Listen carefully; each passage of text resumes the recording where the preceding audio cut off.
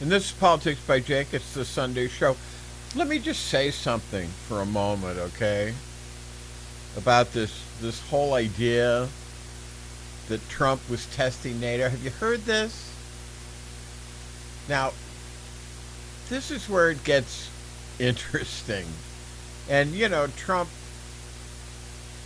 he's not to be believed. He's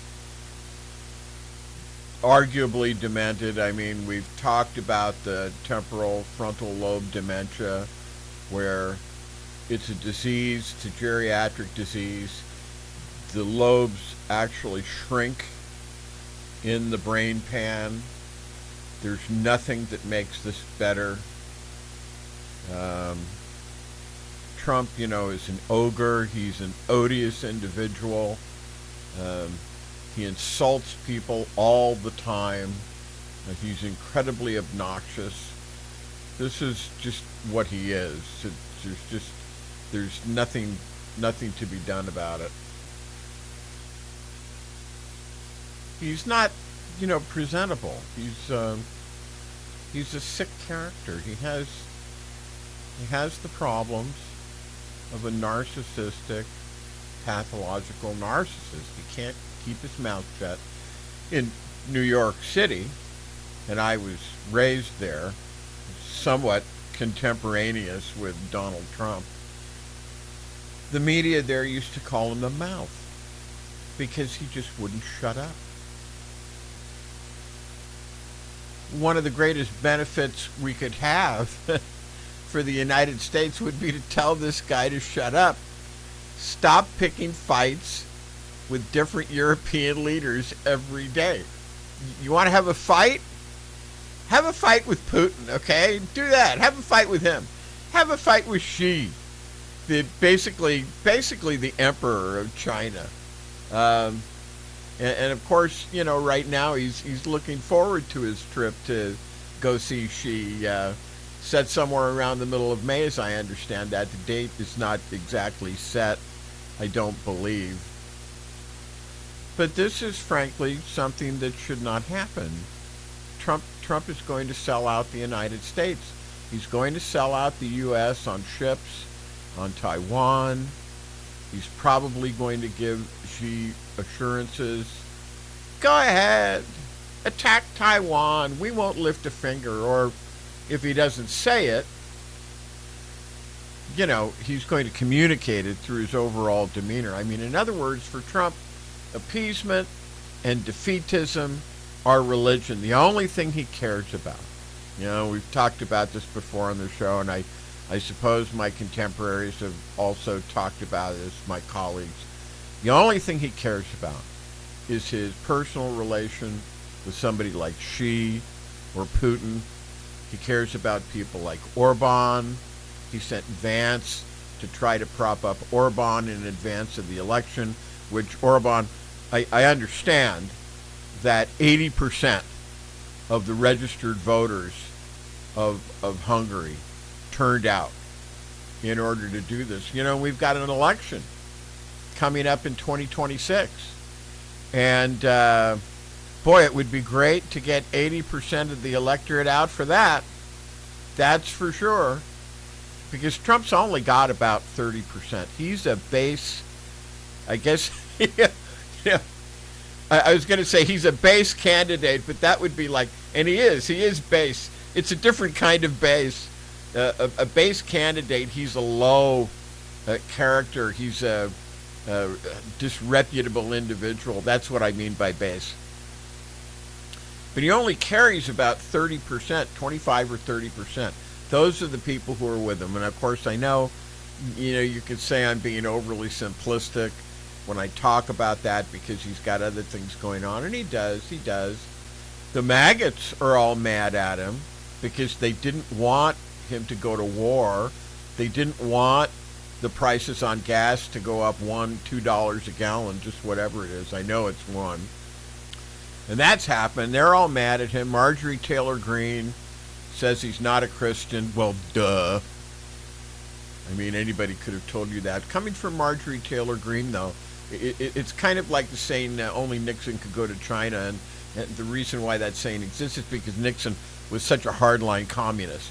And so for Nixon to go to China, which is still communist, even to this moment, to this very moment when I'm speaking into this microphone, mainland China is still communist. Taiwan, of course, is not. Taiwan is a republic, and it's Democratic Republic.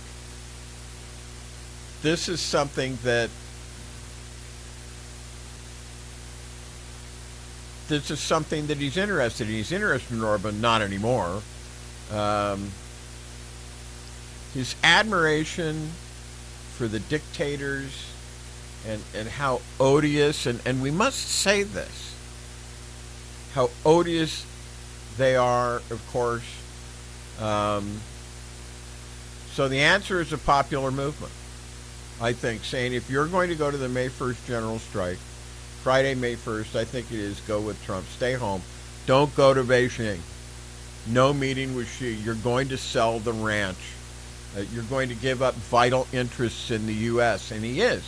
Partly for things that he thinks are going to make him look good, partly probably given the Chinese penchant for corruption. They're going to be interested in providing largesse, providing corruption for the family, because, you know, that's always present. That's never far away. So, you know, getting back to what we were saying, Trump is toxic. Trump, so he's venomous, he's ogre, he's insolent. He doesn't have any saving graces. And, of course, that's the one thing that complicates the current situation. He is an ogre. He is insolent. He is venomous. He's toxic. He insults everybody. The infantile narcissist personality cannot allow any credit for anybody. Nobody but the narcissist. Nobody. The unique, right? There's this wonderful, crazy book of one of the things that he's in the world, and this is the sort of the anarchist personality. Unique in his property, the unique man and his property. That's sort of a summary of how Trump sees the world. Everything is personal. Everything revolves around him. Not a viable epistemology, not a viable political method anywhere. At any rate, let's talk about the situation.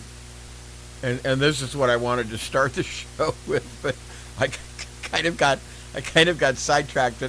Let me say for the second time, let me say for just a moment something about this idea that Trump has talked about. It's a function of his diseased mind. That he was testing NATO. Now, this is where it gets very interesting, because this isn't just something people are saying. This is something he said. So I've got a few things here. March 17th, in the Oval Office, during the Iran situation, he says this was, and you know he hates NATO, and he wants NATO, then he doesn't want NATO. We can do it without NATO. Where is NATO? You know, when he's having a hard time. And he says, on March 17th, he says, this is a great test. And he hates NATO. He says NATO is a dead letter. It doesn't matter to him that Congress is the only one that can withdraw the United States from NATO. It doesn't matter to him. As far as he's concerned, NATO is a great letter. Interesting, Marco Rubio, the current Secretary of State, he was the one who combined with another congressman and put out a bill which became a law with regard to the fact that Trump cannot unilaterally withdraw us from NATO. Has to be Congress. So he said, this was a great test. I wonder if NATO would ever be there for us. How about September 11th? I mean, those are his words. He said a test. And then what happens? In late March, the language escalates. Now it's not just a test. Now NATO has failed the test. Now it's a loyalty test. So we've gone from this is the test to they failed the test. And where's NATO? Remember that one? Now hold that. Because here's the problem. Where was the test? Where was the outreach? Where was the coordination through Marco Rubio, Secretary of State? Where was the call? We need help. What can you do? Let's line up. This is what you do when you're about to go to war. You contact the various nations that you think, might help you. And you say, hey, we've got this thing that we're doing. And we'd like you to be in on it. Do you need a little help? Do you need some money? I mean, is there anything we can do for you? This is called collecting the flags. And you have this situation where this is how these kind of the alliance of the willing, and this is how things like this happen.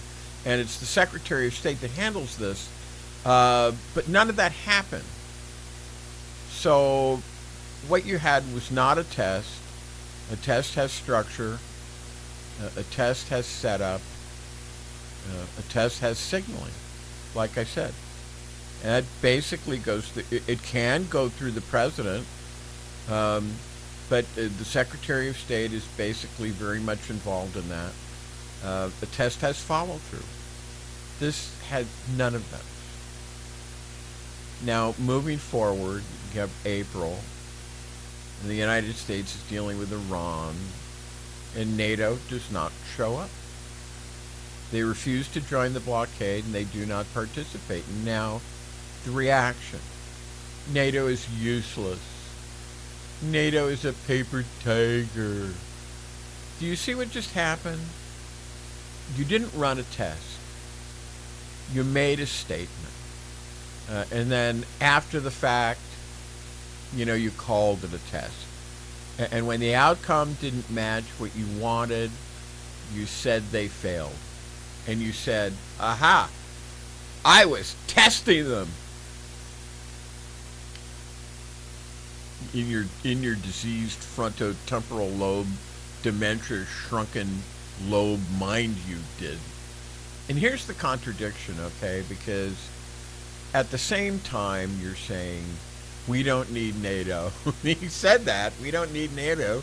And he said, and then they failed us. I mean, which is it, Because it can't be both. And of course, as I said, then you have Trump calling out, where's NATO? NATO, we need you. And, I don't want to portray, I really don't, that there aren't politicians in Western Europe and that they aren't, in many cases, being hesitant. And we've talked about this too. Being hesitant and just stepping back and watching what happens. But what Trump is doing, it's not a strategy. It's not statecraft. This is impulse followed by rationalization. And you have to understand that this matters. Because we're not in a vacuum. We're in a war. And at this point, let's take a break at this point before we go on. And this is Politics by Jake. We'll have a message or two, and then we'll be right back.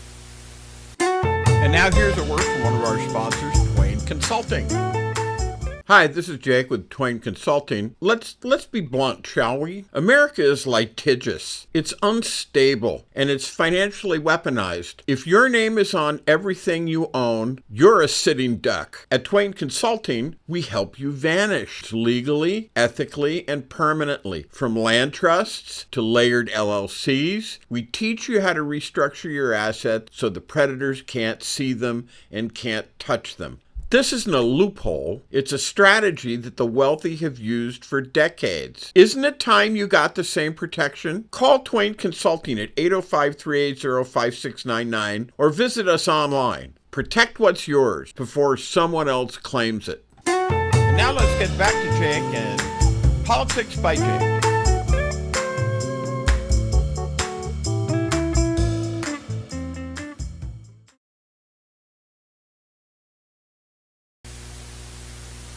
Okay, this is Politics by Jake, and we're back. Thank you, Twain Consulting.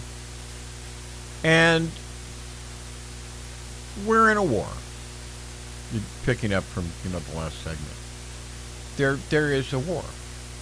You can argue that it was illegal under our own rules. Fine.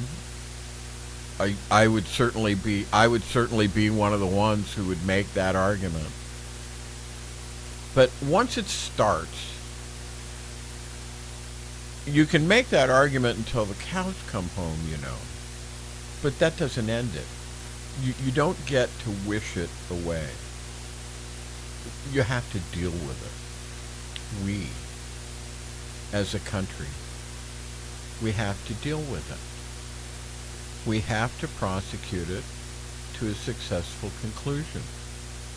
As General Douglas MacArthur said, in war, there is no substitute for victory. So, okay. Understand what we're dealing with here, okay? This is not just Iran. This is a bloc. And it would be wrong for you to think that this is not a bloc and that Iran is just on its own. Zelensky of Ukraine recently said, and I've talked about this because it's a significant statement, when he met for the House of Commons in England, Britain, England, whatever, he said that Russia and Iran are brothers in hostility, brothers in evil, brothers in arms. This is not just Iran, therefore.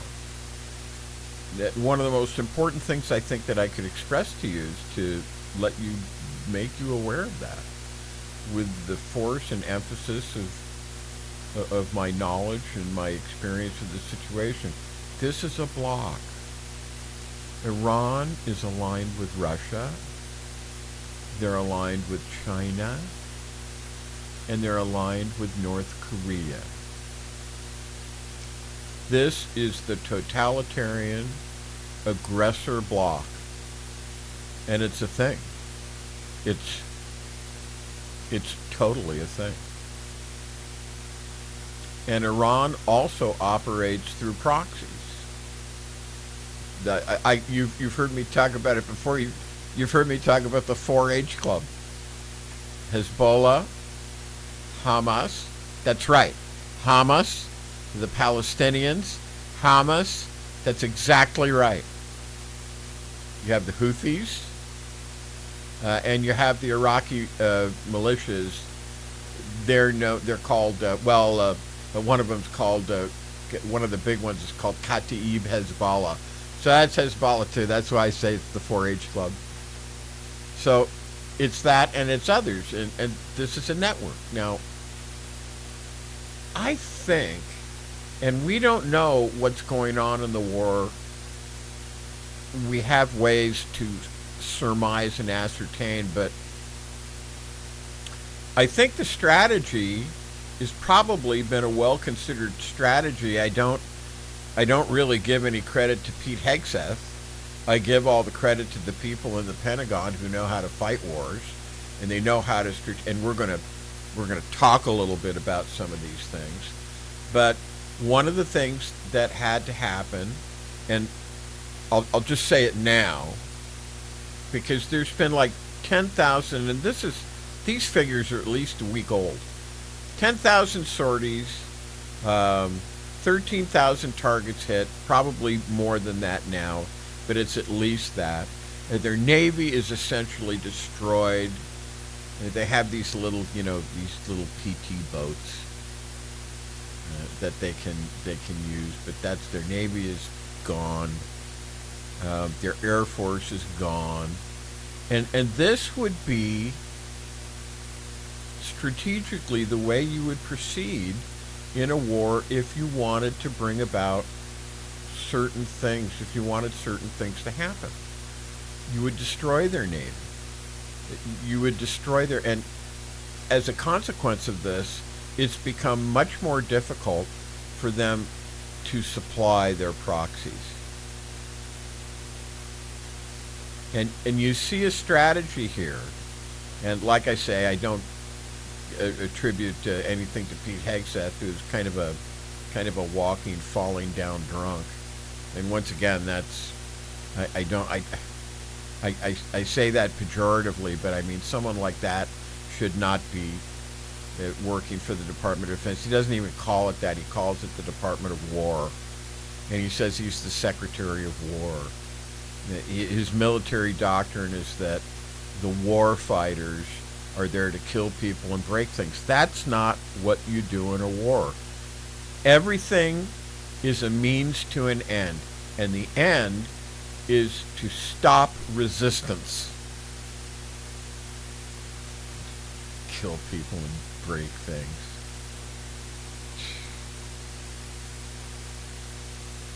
So this is a network. Let's get back to what I was saying.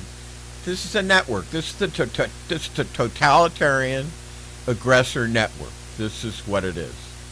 And a lot of people have been gaslighted about this. Now, you may not know what gaslighting is.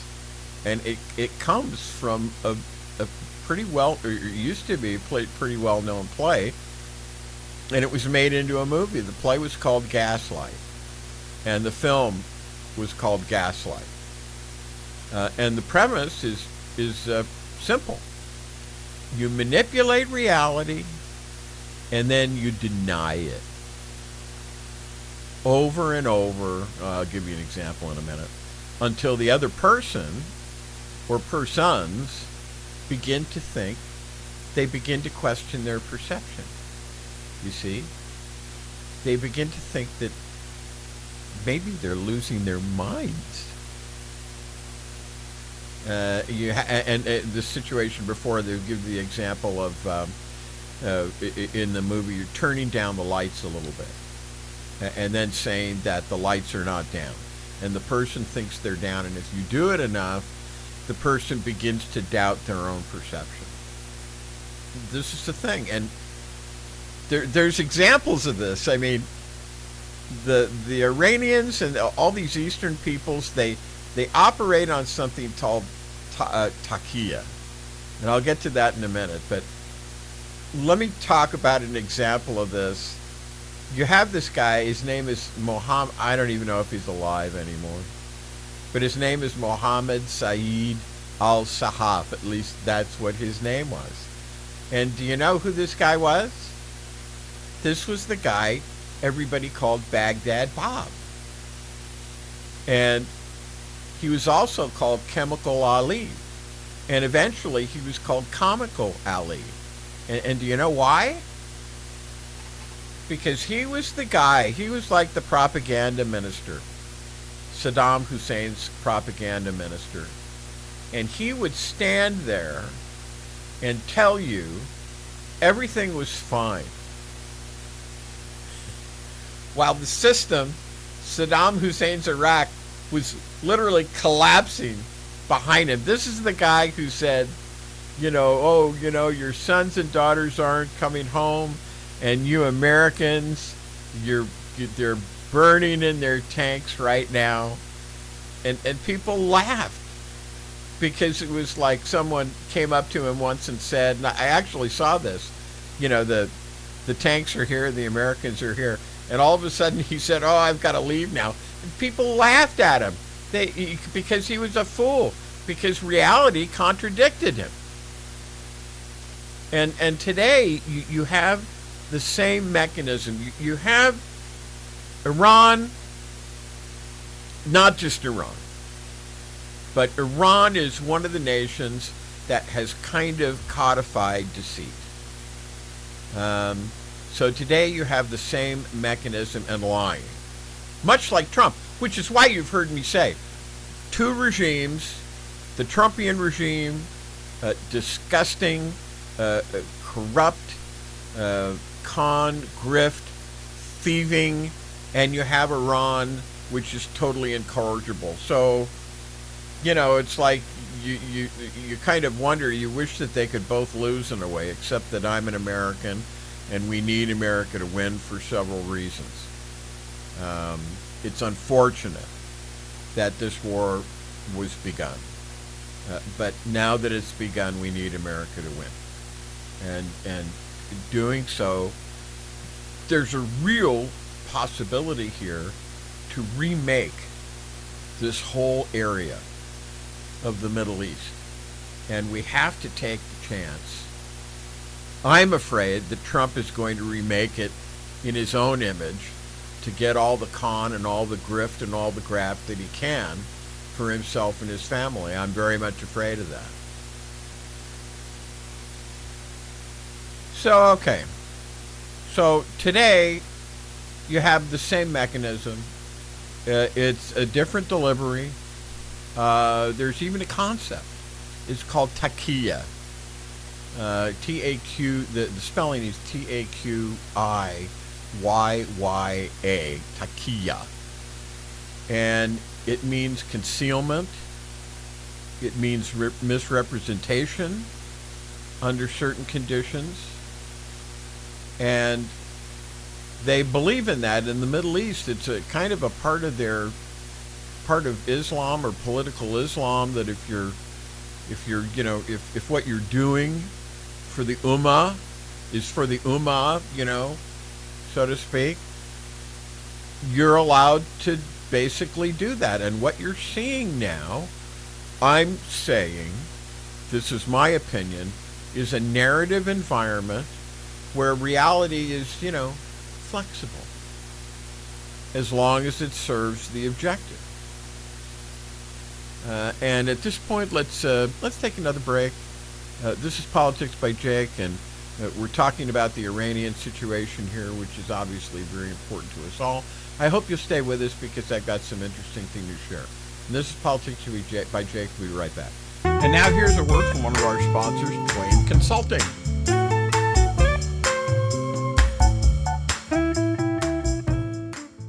Hi, this is Jake with Twain Consulting. Imagine, if you will, having the power to disappear from the prying eyes of creditors, identity thieves, nosy strangers, all while protecting what you've worked so hard to build. That's what virtual invisibility offers. It's not magic. It's smart legal and business strategy to shield your assets and privacy so you can live free, confident, and in control. Most people think that asset protection is only for the ultra-wealthy, but it's for anyone who wants peace of mind and financial security, including you.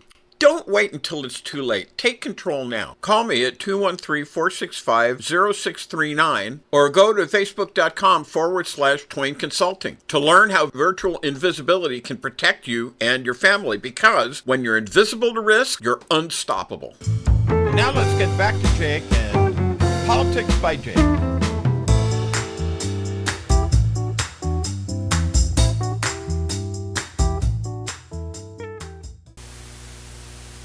All right, this is Politics by Jake, and we're back. And let's get to the data on this now, shall we? Because, and this is part of what we were talking about before. I'm proposing to you for your consideration that they're doing a Baghdad Bob on you, and not only that, but you're getting help from Western Europe too. So you're being Baghdad bobbed. So let's get to the data, because you're being told that Iran is winning and that they're stronger. Now, I have people, of course, comment on the show, and I do clips. I do a couple of clips a day. You can get those on Instagram, YouTube. It's also Facebook. It's all Politics by Jake. And you can also find me on Instagram at Jake is on the air, but it's Politics by Jake. Iran is winning. You say they're stronger. Some guy said,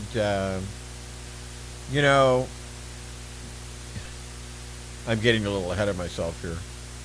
But I talked about the fact how the Navy had been destroyed and how the Air Force had been destroyed. A lot of the infrastructure had been destroyed. Half the leadership has been destroyed, has been killed. And we're going to talk more about this, and I'm going to show you, because in this situation where the regime, and I'm talking about the Trumpian fascist Kabbalistic regime, and I don't mean Kabbalah, that's not it, but a cabal, you know, they're not really telling you very much. So they're saying, this one guy said, oh, you're just talking about material. But Iran has come out stronger because they're stronger in their mind. Well, you know, you had in World War II, you had imperialist Japanese fanatics worship the emperor. They were fanatics. And you had German, you had Nazis, and some of them were just Hitler worship, and they were fanatics. And they were eventually beaten. So, I don't know. I'm not entirely sure to know what to do about that. Whether that's sour grapes or whether that's just, that's just another point of view, which, doesn't necessarily jive with what it is that we're talking about here. But you are being told by ways and means that Iran is stronger, that they're winning, that they took the best shot that the United States could give them, and Israel too, and they're still standing. That's the narrative. But here's what's actually happening, and again, and these figures are about a week old.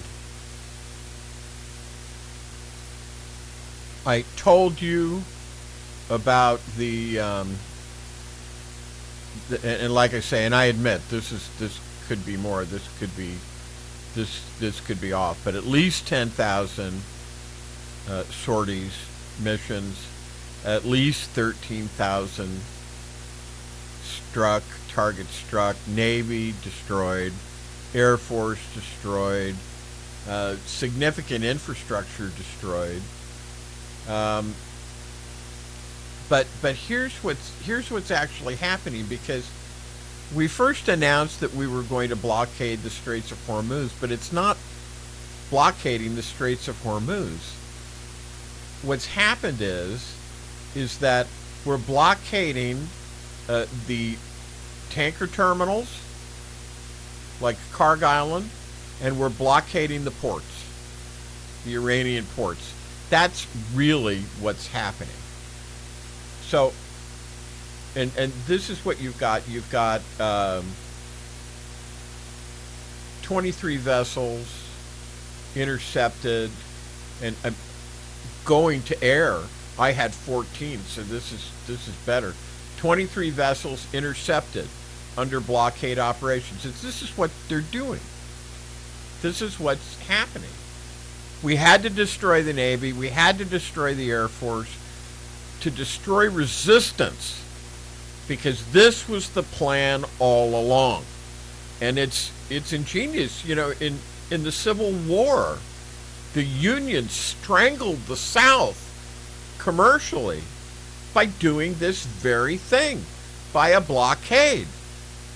And you had some ships that would be able to run through, blockade runners that would be able to get to one of the British islands in the Caribbean. But generally speaking, the blockade was very successful. And this will interest you too. You had this situation where the Russian fleet, this is true, the Russian fleet was anchored in New York Harbor. They arrived. This is true. This really happened. They arrived on September 24th, 1863, and they departed in June of 1864. So roughly, I guess they began on June 12th, and by June 14th they were all gone, depending on the ship. So they were anchored in and around New York Harbor for about about a month, about a month, or I'm sorry, about I apologize, about 8 or 9 months. Uh, the Tsar was Alexander II. This is the same ruler who emancipated the serfs in 1861 and who later sold Alaska to the United States in 1867. Remember? And that was called Seward's Folly. And it turned out to be a pretty good thing. And what was actually there was a Russian naval squadron under Rear Admiral Stepan Lesovsky of the Atlantic Fleet. And the ships were anchored, as I said, primarily in New York Harbor. A second Russian squadron simultaneously was deployed to San Francisco. Isn't that cool? History's cool, isn't it? And why they were there, really, was strategic self-interest. Russia feared war with Britain and France. If war broke out, the Russian ships in home ports would be trapped or destroyed. Ships abroad would be free to operate as commerce raiders. So they pre-positioned fleets in neutral U.S. ports. But this was indirect support for the Union, you see. Now, I know we're talking about something in the third decade of the 21st century, but this is the history of it, and this is interesting. Britain and France were considering recognition of the Confederacy. That wasn't going to happen, though. The thing that held them back was the whole slavery issue. Because the public, the English public, was very much against slavery, chattel slavery. But the Russian president sent a signal, if you intervene, this could escalate. So it was not a formal alliance, but it was a deterrent signal. And Russia and the Union shared a common rival at this time, and it was Britain. So, okay. So let's get back to what it was we were talking about. I'm sorry I got off on that, but it's actually kind of interesting. Hang on, I'm about to give you the good stuff here, though. So what you have here is the Iranians are trying to figure out a way to get revenue, and it's not going well. So they have the Ghost Fleet, and they wanted to use these people as blockade runners. 23 vessels. This is as up to date as I can make it, as of the time of going to air on this, which is literally right now. 23 vessels intercepted, total under blockade operations. 13 plus oil tankers specifically intercepted. 14 plus, there's the 14 figure. 14 plus blockade runners turned back. 6 commercial ships turned back in the first 24 hours. 23 ships confirmed complying and reversing course. So we're now in the mid-20s in total interceptions, with over a dozen tankers directly turned back. And this is the thing. This is the important thing. Their Ghost Fleet is bottled up. The revenue is collapsing. This is not victory for them. They don't have any revenue. There's 10,000 going on with this. There's 10,000 U.S. personnel involved in the blockade operations. There are dozens of aircraft, multiple warships enforcing the blockade. Naval plus air plus ISR surveillance, fully integrated. This is not symbolic. What's going on? This is a full operational deployment. And the idea is to strangle Iraq from revenue. And what again is the idea? To stop resistance. Stop resistance. Now, we could attack Karg Island. We could blow up everything. Maybe cause either irreparable damage or damage that would take years to fix. But the idea isn't, Pete Hegseth, to kill people and blow up things. It's to cause resistance to cease. Now, doesn't this make a lot of sense? And this began on April 13th. So, in other words, on February 28th, this year, 2026, the war begins. March 19th, air campaign begins, targeting of naval drone assets. That this kind of gives you the arc of the air strikes and the naval campaign. And you can kind of see a method in the madness, so to speak, here, can't you? To destroy their ability to counter the blockade, which they knew was coming. And here's the thing. The economic warfare impact, it's really telling. $400 million a day revenue lost to Iran. And I'm going to give you the specifics and what it was that they were trying. They were going to charge something like $2 million a ship. And then then they changed it, and they got it to $1 a barrel. And so if a ship was carrying, like, for example, 800,000 barrels, they would charge it $800,000. The shipping through Hormuz has initially been reduced to 70%, although now I understand that. And doesn't this make sense with regard to the truce? Doesn't this make sense now? You understand why there's a truce? They're bleeding money. They don't have revenue. You know, that's how you fight a war. That's how you do it. So 400 plus million a day revenue lost to Iran. Shipping through Hormuz was initially reduced. This may have changed right now. 70%. Because they're allowing shipping. Why? Because they need revenue. You're hearing different things. It's not right things. This is what I'm trying to point out to you. And we're going to have more to say about it. At peak disruption, 10 million barrels a day were affected. And this is strategic pressure. This is not tactical noise.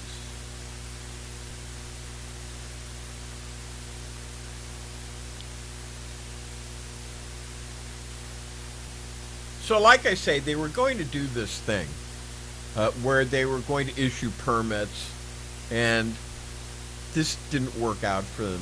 They issued only 60 permits, 8 payment requests, $0 collected. $0 collected. So like I say, over 20 vessels intercepted. More than a dozen oil tankers directly turned back, with hundreds and hundreds and hundreds of thousands of barrels of oil. 10,000 U.S. personnel involved, naval forces, aircraft, surveillance, fully deployed. Started on February 28th, escalated to air campaign mid-March. By April 13th, you've got a full naval blockade, and today is the 19th, as this show goes to air. So, about a week. And that's Iran losing roughly $400 million a day in revenue. And like I say, shipping dropped by as much as 70% at one point. 10 million barrels a day disrupted. See, that's not narrative. That's pressure. Do you see? And this is what I've been saying. If you go to my clips on Facebook or YouTube or IG, Instagram, you'll see me talking about this. You're getting the wrong idea, and it's something we need to talk about. Actually, we should take another break at this point. Let's do that. Let's take a break, and we'll be back. And this is Politics by Jake. And now here's a word from one of our sponsors, Twain Consulting. Hi, this is Jake with Twain Consulting. Let's be blunt, shall we? America is litigious. It's unstable, and it's financially weaponized. If your name is on everything you own, you're a sitting duck. At Twain Consulting, we help you vanish legally, ethically, and permanently. From land trusts to layered LLCs, we teach you how to restructure your assets so the predators can't see them and can't touch them. This isn't a loophole. It's a strategy that the wealthy have used for decades. Isn't it time you got the same protection? Call Twain Consulting at 805-380-5699 or visit us online. Protect what's yours before someone else claims it. And now let's get back to Jake and Politics by Jake.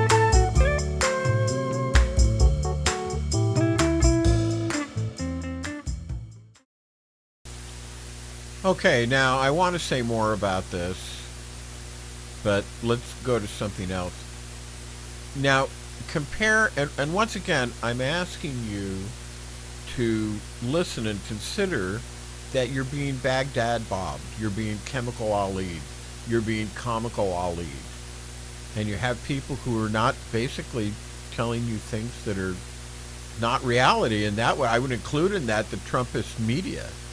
By the way, they don't like what's going on here either, and they're not helping Trump out. So compare narrative to reality. You hear casualty numbers, okay? You hear 45,000, 60,000, 70,000, and this is the Gaza situation, all right, that Israel supposedly has been doing to Gaza, to the Palestinians. Who are these figures coming from? Hamas. And who is Hamas? They're a member of the 4-H Club, the aforementioned 4-H Club. They are an Iranian proxy in order to place somebody in local to attack Israel. And my eyes are open with regard to Israel, but this is what they are. I mean, this is what they are. Don't kid yourself. So anything that comes from Hamas, I would use the old Latin proverb, cum grano salis, which means take it with a grain of salt, okay? Don't just believe it because they say it.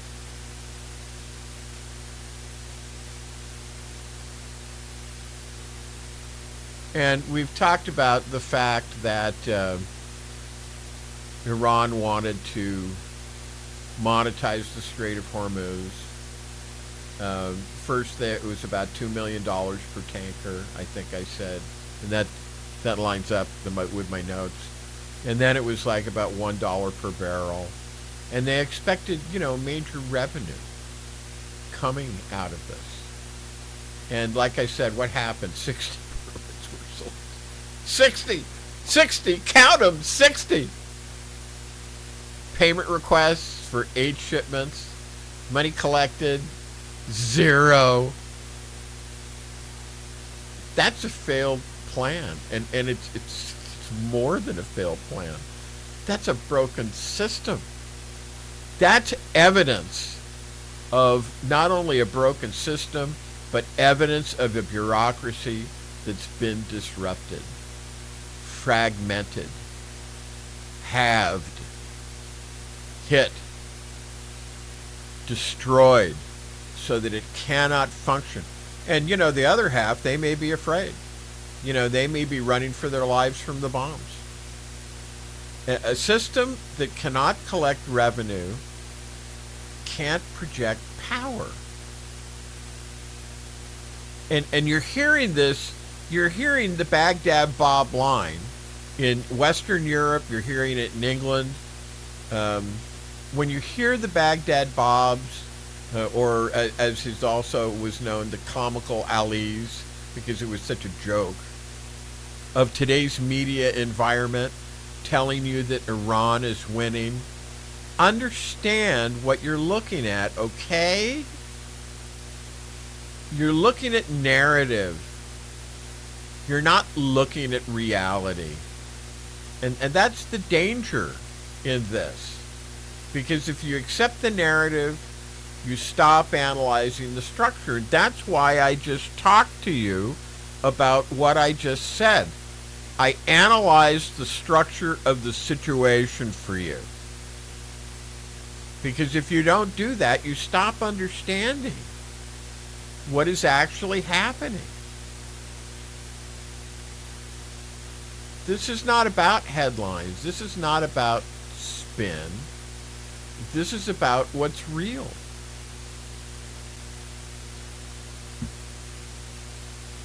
And what's real is this. The system in Iran is under pressure. The network is active. The war is ongoing. And the outcome has not been decided.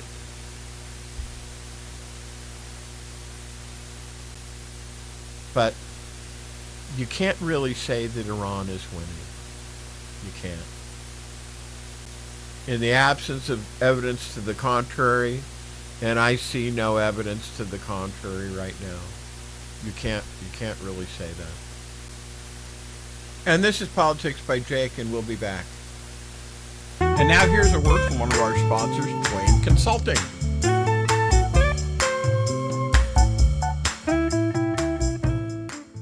Hi, this is Jake with Twain Consulting. Imagine, if you will, having the power to disappear from the prying eyes of creditors, identity thieves, nosy strangers, all while protecting what you've worked so hard to build. That's what virtual invisibility offers. It's not magic. It's smart legal and business strategy to shield your assets and privacy so you can live free, confident, and in control. Most people think that asset protection is only for the ultra-wealthy, but it's for anyone who wants peace of mind and financial security, including you.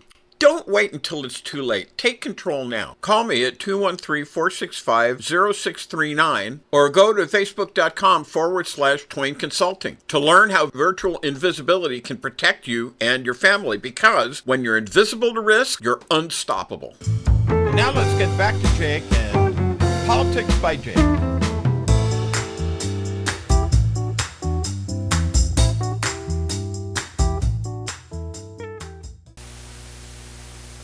All right, this is Politics by Jake, and we are back. Every political movement creates its own icons, not randomly, not organically, but deliberately.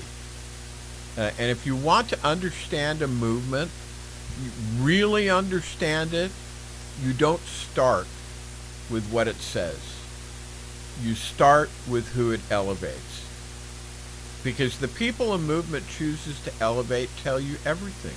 Movements don't just argue policy. They construct identity. They build symbols. They elevate individuals. And they say, in effect, this represents us. But that's only half the story, because when a movement elevates someone, it's also saying, this is what we believe works. And sometimes it's, this is what we need. So instead of reacting to personalities, step back, okay? And you've heard me talk about the kakistocracy, which is an old Greek word, represents government by the very worst people. That's what a kakistos is in ancient Greek. That's a bad person. That's the worst person. So instead of reacting to the personalities, which you might well do, and be properly apprised, let's look even broader. Let's look at the pattern. Look at who gets amplified. Look at who gets repeated. Look at who gets platformed over and over again. That's not accidental. That's selection. And once you understand that, you start asking a different question. Not who is this person, which, you might profitably do and come to some conclusions, but why this person? Because movements under pressure behave differently than movements that are confident. I mean, you have the situation with the younger Ali Khamenei. One of his legs has been amputated, I think, maybe both of them. He's a diffident individual. He was put there by the Iranian Revolutionary Guard Corps, basically because he's not strong. He's not going to be able to do anything to them. He's basically just a figurehead. A confident movement persuades. It expands. It absorbs new people. It refines its arguments. But a movement that feels pressure does something else. It consolidates. it reinforces, it builds internal cohesion. And one of the fastest ways to do that is through icon building. Now, let's apply something very simple, okay? Objective scrutiny, not emotion, not reaction, not preference, evaluation, okay? Take someone like Charlie Kirk. They're trying to set him up as an icon right now. Set aside whether you agree or disagree. That's not the question, okay? Apply objective scrutiny. Does the messaging persuade people outside the existing audience? Does it engage opposing arguments at a serious level? Does it demonstrate depth? Does it expand the coalition? Or does it repeat familiar lines, reinforce existing beliefs, and operate primarily within a closed loop? Because that distinction that I just gave to you there, that matters. Look, if something only works inside the group, that's not persuasion, that's reinforcement. And reinforcement has a function. It strengthens identity, it clarifies boundaries, it tells people, this is who we are, but it does not grow. It does not expand. It does not persuade new people. And movements that are confident in their ideas do not rely on reinforcement alone. So when you see the same figures elevated again and again, you have to ask, is this the strongest representation available for this group? Or is it the most useful for maintaining internal cohesion, maybe? Because those are not the same thing. The strongest representative of an idea persuades, it engages, it expands. But the most useful figure for internal cohesion repeats, reinforces, draws lines, and those traits, clarity, certainty, repetition, they feel powerful, they sound strong, they create the impression of authority, but under objective scrutiny, they don't necessarily hold up, outside the circle. And that's the difference between influence and insulation. And again, this is not unique to one movement. Every movement creates icons. Every movement elevates figures. But the type of figure and the frequency of elevation tells you what's happening underneath. Because when icon building accelerates, when the same figures are pushed again and again and again, when the messaging becomes more repetitive, more certain, more closed, that's not random. That's a response. It's a response to pressure. Pressure from competing narratives, opposing arguments, changing conditions, and instead of expanding outwards, the system turns inwards. And this is where structure matters.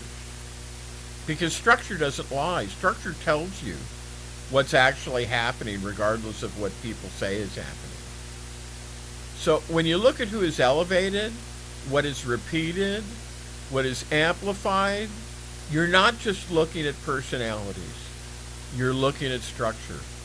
And under objective scrutiny, that structure reveals something very simple, whether a movement is expanding or consolidating. So the next time you see someone elevated, don't just react to the person. Don't just agree or disagree, okay? Ask the better question. Why this person? Because the people a movement elevates tells you what it values, tells you what it prioritizes, and sometimes it tells you exactly where its limits are. And that's the Sunday show. Thanks for being here. This is Politics by Jay.